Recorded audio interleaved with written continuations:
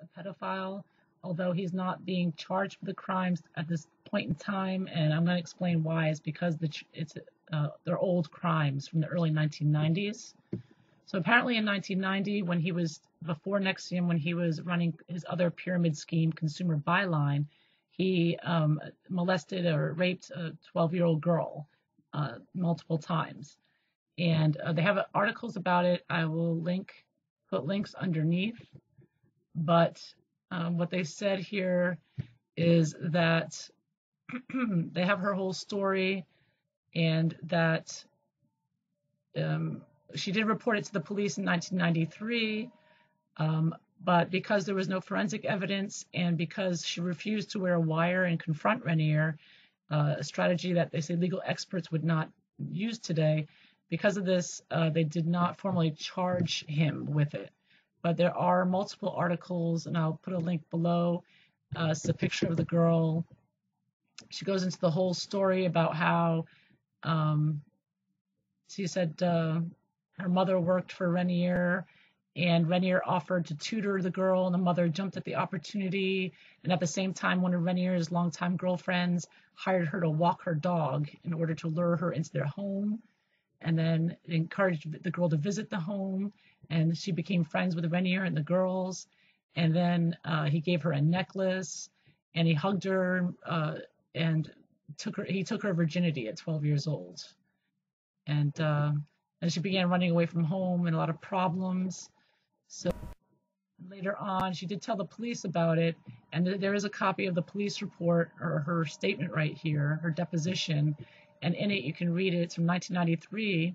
She says that she had engaged in sexual intercourse with Keith Raniere when she was 12, 13 years old, and it occurred at Keith's townhouse and also in the offices at Clifton Park, New York.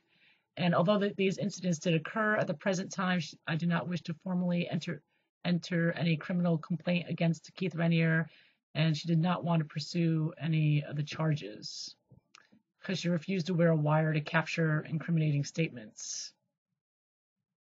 She didn't think he would fall for the police plans. So that's one girl. So the articles, I'll put a link to these articles. You can see the police report about it. And there's also a case, there's also recently where Keith Raniere kept a Mexican woman and held her prisoner for 18 months in his home.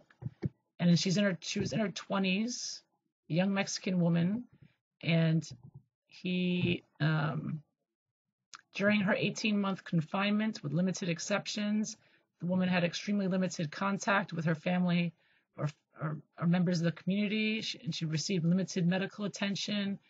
Her period of confinement was extended for supposed ethical breaches, including cutting her hair.